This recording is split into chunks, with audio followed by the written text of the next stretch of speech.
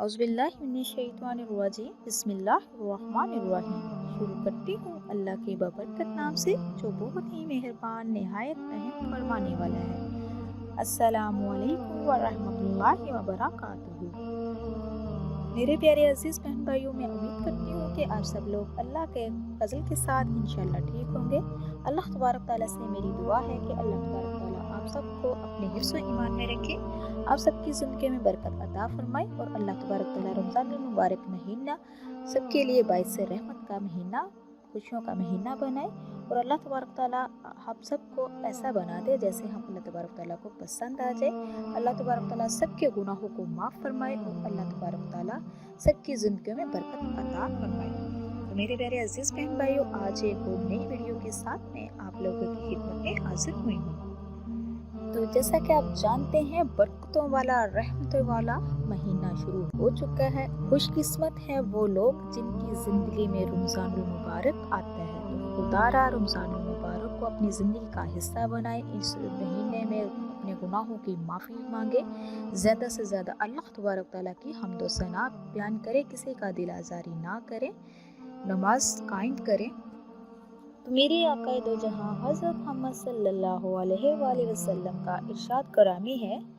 उन्होंने फरमाया, जब रमज़ान की पहली रात होती है तो शयातीन कैद कर दिए जाते हैं और दोज़ख के दरवाजे बंद कर दिए जाते हैं और हुक्म अल्लाह तबारक तआला हुक्म देता है कि जन्नत के दरवाजे खोल दिए जाएं। सुभान अल्लाह, ये बहुत ही बबरकत महीना है।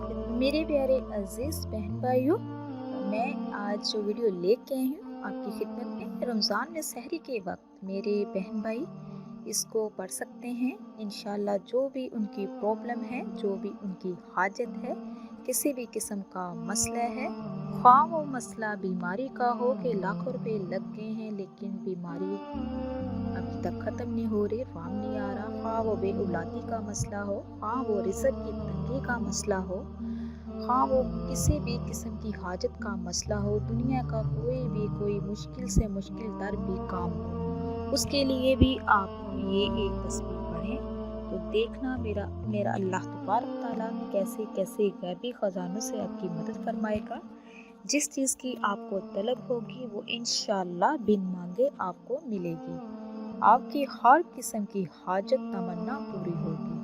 कोई ये लंबा चौड़ा वजीफ़ा नहीं है, इसको कोई टाइम भी इतना दरकार नहीं है। आपने सिर्फ एक तस्बीह करनी है।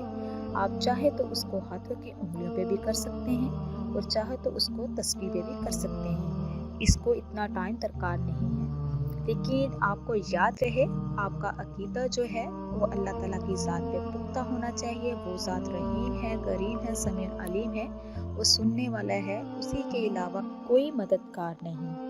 तो मेरे प्यारे अजीज़ बहन भाइयों, अल्लाह तबारक तआला की रहमत से ना उम्मीद नहीं होना चाहिए। ला तक़नतु मिन रहमतिल्लिल आलमीन, मायूसी गुनाह है और अल्लाह ताला पे पूरा यकीन होना चाहिए। तो अल्लाह तबारक तआला इंशाअल्लाह आपकी जो भी हज्जात है, जो भी प्रॉब्लम मुश्किल है, सारी हल हो जाएगी। बस पूरे यकीन के साथ इसको कीजिए।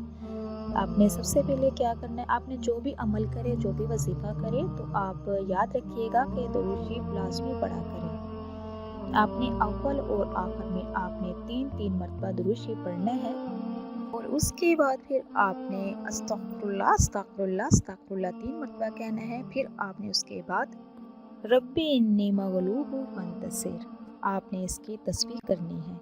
उसके बाद आप जो भी आपका मसला मसाइल है वो अल्लाह पाक से शेयर करना है, अपने हाथों को दुआ के लिए उठाना है, अल्लाह पाक से दुआ करनी है।